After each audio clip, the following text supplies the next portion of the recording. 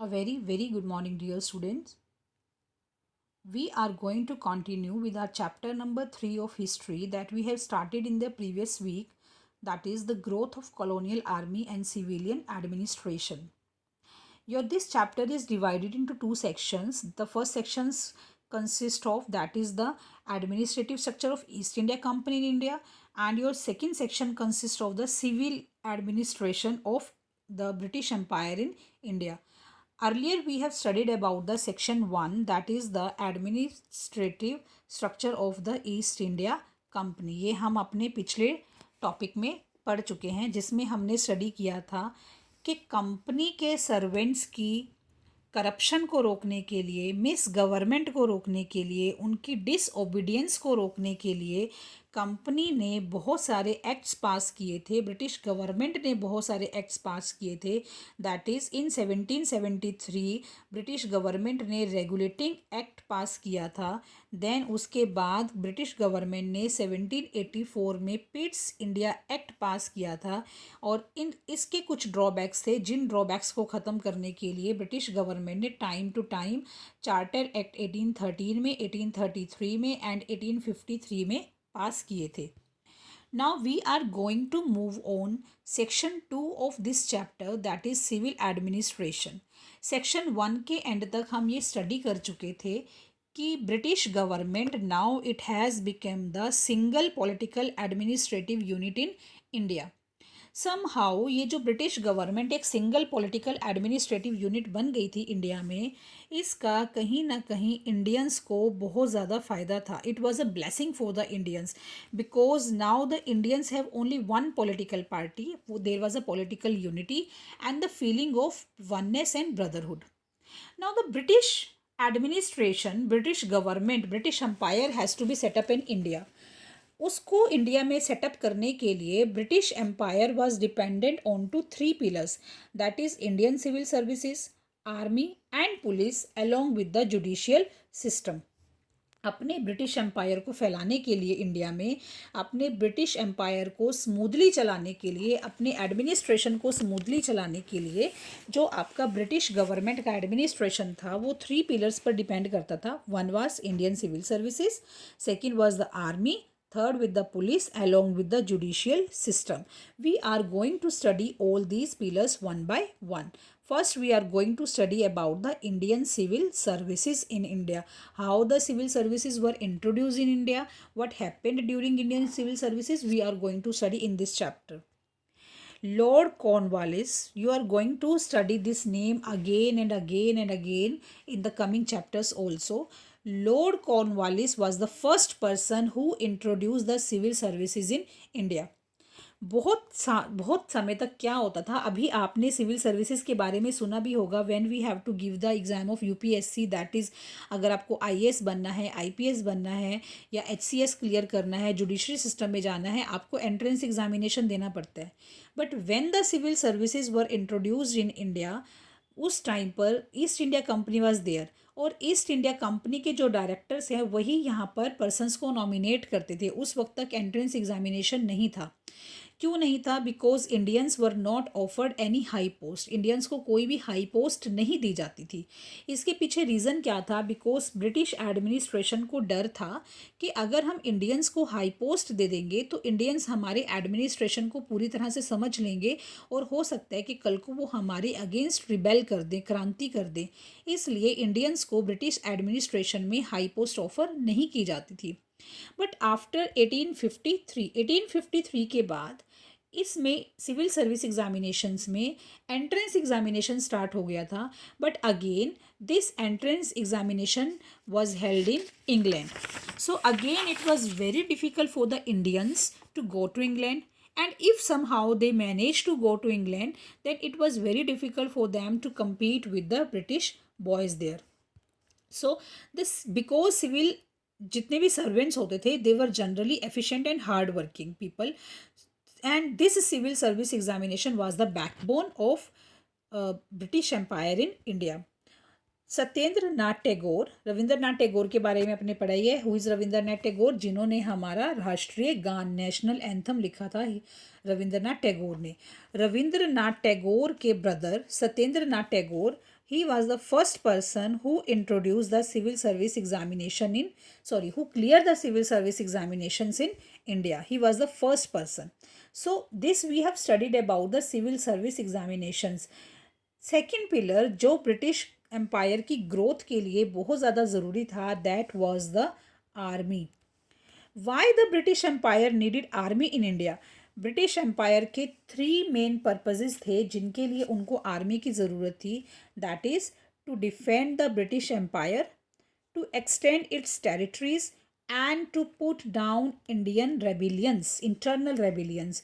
Now what are these? To defend the British Empire. जो ये British empire उन्होंने India में अपना सेटअप किया था, पूरे इंडिया को अपने अंडर कर लिया था, उसको डिफेंड करने के लिए, डिफेंड मीन्स उसको बचाने के लिए उनको आर्मी की रिक्वायरमेंट थी। सेकेंडली उनको आर्मी की रिक्वायरमेंट किस लिए थी? अपनी टेरिटरीज को बढ़ाने के लिए। टेरिटरीज क्या होता है? बाउंड्रीज। अपनी बाउंड्रीज को बढ़ाने के लिए कुछ इंडियन स्टेट्स जो अभी तक उनके अंडर नहीं हो पाई थी, उन इंडियन स्टेट्स को भी अपने अंडर करने के लिए they require army. And third is, which is very important again, that is to put down internal rebellions. Now what is this? To put down internal rebellions. Who are rebellions? Rebellions are those people who dislike British empire, जो British empire से, British administration से नफरत करते थे और उनके against rebel, क्रांति करते थे। They are the internal rebellions. तो इन सबको दबाने के लिए, इन सबको सप्रेस करने के लिए ब्रिटिशर्स को आर्मी की रिक्वायरमेंट थी। Before Britishers came in India, Britishers के इंडिया में आने से पहले हमने स्टडी किया था चैप्टर 1 में, Mughal empire was there. Mughals थे जो इंडिया पर जिनका अधिकार था, देवर मुगल्स। नाउ मुगल्स की आर्मी में 3 तरह की मुगल्स की जो आर्मी थी उसमें 3 तरह के हमारे पास थे, that is cavalry, infantry and archery. One by one I am going to tell you. Cavalry, first of all cavalry. Cavalry, who are cavalry?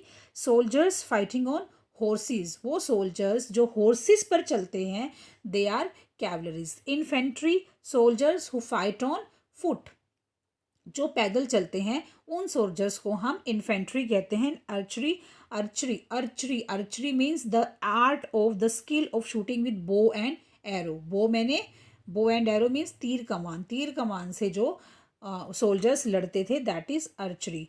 Now the cavalry, जो आपका मुगल एम्पायर था, मुगल एम्पायर में cavalry were the main part. Cavalry means soldiers जो horses पर चलते थे, they were the main part. And Mughals को लगता नहीं था कि हमको इस सिस्टम को चेंज करने की ज़रूरत है।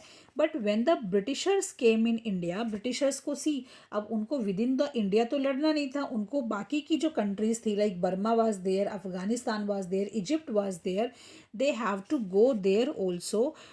So they have made a new type of army consist of muskets and matchlocks. Now who are these muskets and matchlocks? Musket is a heavy gun used by infantry soldiers. Infantry soldiers कौन से होते हैं? जो पैदल चलते हैं। उन वो सोल्जर्स जिस गन को यूज करते थे, that gun was muskets. And what is matchlock? Matchlock is a type of gun in which powder was there, और उस पाउडर को हम मैच स्टिक से बर्न करते थे। तो these two type of that is muskets and matchlocks were also introduced by Britishers in the army. Now the next pillar on which British Empire was dependent, that is police. And still in India this system of police is existing. This is the third main pillar, third important pillar जिस पर आपका British empire depend करता था। Again, Lord Cornwallis establish a regular police force to maintain law and order. ये चीज़ आपको अभी पता है और आप न्यूज़ में भी देखते हो। हमारी कंट्री में जितना भी लॉ एंड ऑर्डर मेंटेन करता है, that is by the police. Country में, कंट्री के बाद आपकी स्टेट में, स्टेट के बाद डिस्ट्रिक्ट्स में लॉ एंड ऑर्डर मेंटेन करके रखने की रिस्पॉन्सिबिलिटी किसकी होती है? पुलिस की। अब वहाँ पर क्या था, ब्रिटिशर्स ने क्या किया था, जितने भी डिस्ट्रिक्ट्स थे उनको थानाज में डिवाइड किया हुआ था। अब जैसे आपका डिस्ट्रिक्ट है कुरुक्षेत्र, कुरुक्षेत्र डिस्ट्रिक्ट में आपका पूरे कुरुक्षेत्र डिस्ट्रिक्ट का एक पुलिस स्टेशन नहीं है। आपके कुरुक्षेत्र डिस्ट्रिक्ट में थानाज डिवाइडेड हैं। जैसे आप यूनिवर्सिटी साइड जाओगे, एक थाना आपका वहाँ पर है, एक थाना सिटी में है, एक थाना सेक्टर साइड में है। तो the district were divided into thanas and each thana was under a daroga. हर थाना में कौन होता था? एक दरोगा होता था, जिसके पास आर्म्ड मीन्स आर्म्ड मैन होता था, मीन्स जिसके पास गन होती थी। और इन सब के ऊपर ये जितने भी दरोगास थे, इन सब के ऊपर कौन होता था? District superintendent. He was the head of the police organization in a district. अब डिस्ट्रिक्ट में, अब आप अगर मैं कुरुक्षेत्र की ही बात करूं, कुरुक्षेत्र इज नॉट, कुरुक्षेत्र में सिर्फ कुरुक्षेत्र नहीं है, कुरुक्षेत्र में पिहोवा भी है, कुरुक्षेत्र में लाडवा भी है। वहां पर भी थाना है, लाडवा में भी थाना है, पिहोवा में भी थाना है, और विद इन द कुरुक्षेत्र भी थाना है। तो हर एक थाना में कौन है? दरोगा। उन दरोगास के ऊपर जो हेड था, that was the district superintendent. He was the head of the police organization in district. अब ये तो बात है डिस्ट्रिक्ट की, शहरों की। विलेजेस में क्या होता था? विलेजेस में वॉचमैन होते थे, जिन्हें हम चौकीदार कहते हैं। और टाउन्स में, टाउन्स होते हैं जो कस्बे होते हैं, जो विलेजेस से थोड़े बड़े होते हैं, वहाँ पर कौन होते थे? कोतवाल्स होते थे। ठीक है, तो ये सब होता था हमारा उस टाइम पर ब्रिटिशर में। और अभी भी पुलिस का यही सिस्टम एग्जिस्ट करता है, बस नेम चेंज हो गए हैं। Now next is judicial organization. पहले जो इंडिया का जुडिशियल सिस्टम था, वो डिपेंड करता था शास्त्रों पे एंड शरीयत पे। हिंदूज किसको मानते थे? शास्त्रों को। और मुस्लिम्स किसको मानते थे? शरीयत को। जो उनकी शरीयत में लिखा गया है या जो उनके शास्त्रों में लिखा गया, उसके अकॉर्डिंग वो जुडिशियल एडमिनिस्ट्रेशन को करते थे। बट इन 1774 ब्रिटिशर्स ने सुप्रीम कोर्ट को इस्टेब्लिश किया to enforce the English laws. अब ये जितने भी इंग्लिश लॉज थे, इंडियंस इनके अगेंस्ट थे, इंडियंस इन इंग्लिश लॉज को नहीं मानते थे। Then in 1837 Indian penal code and civil and criminal procedure were introduce in India. India में उसके बाद वही सिस्टम जो अभी तक हमारे इंडिया में प्रिवेल करता है, that is supreme court, supreme court के नीचे हाई कोर्ट्स, हाई कोर्ट्स के नीचे district courts and then registrar courts. This system is still prevailing in India. However high courts कहाँ पर? Supreme court, there was one supreme court, apex supreme court is the apex system of judiciary in India. Supreme court सबसे बड़ा court होता है India का, जो India के apex मतलब सिंगल बॉडी है जो जुडिशरी सिस्टम को मेंटेन करके रखती है। सुप्रीम कोर्ट के नीचे हमारे आते हैं हाई कोर्ट्स, हाई कोर्ट्स के नीचे district courts and registrar courts. Now every state is having his high court. अभी तो हर स्टेट में उसका हाई कोर्ट है, लेकिन उस टाइम पर क्या था? The high courts were in Calcutta, Madras and Bombay, which is now Kolkata, Chennai and Mumbai. The British introduced the rule of law and equality before law. ये दो सिस्टम्स ब्रिटिशर्स ने इंट्रोड्यूस किए थे, that is rule of law and equality before law. Now what is rule of law? Rule of law हमें क्या कहता है कि administration would be carried on according to clear defined laws. Administration would be carried according to clearly defined laws. कि जो administration है आपका, ये एडमिनिस्ट्रेशन लॉज के अकॉर्डिंग चलेगा, इसमें कहीं पर किसी की कोई भी इंटरफेरेंस नहीं होगी। एंड इक्वालिटी बिफोर लॉ, इस लॉ का क्या मतलब है कि every human being irrespective of his caste, creed, religion और sex is equal before law. चाहे वो किसी मर्जी रिलीजन का हो, कास्ट का हो, क्रीड का हो, every human being is equal before the law. Similarly, as the army, as the police, here in judiciary system also, high posts were only for the Britishers. There were not any Indian in the civil post, civil services. There were no Indian in army on higher post. There were no Indian person in police on higher post. Similarly in judiciary also. So this discriminatory policy, discriminatory का मतलब होता है भेदभाव करने की policy.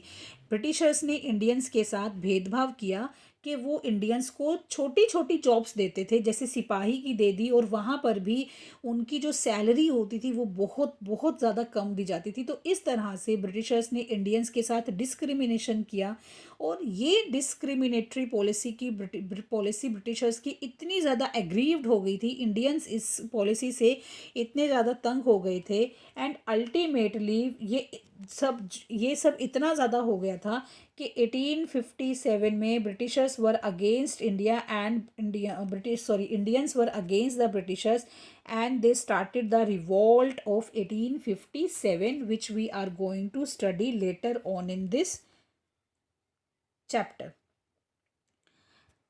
Here are some of the new words which I have discussed already with you, that is cavalry, soldiers fighting in horses; infantry, soldiers who fight on foot; archery, the skill of shooting with bow and arrow; muskets, a heavy gun used by infantry soldiers; matchlocks, that is an early type of gun in which the explosive powder was ignited by a matchstick. So this we have covered the chapter here. Exercise I am sending in the assignment. I hope you will understand this chapter thoroughly by the video, and you will, first of all, you have to practice the exercise yourself, and you have to tally the answers with the assignment. Thank you.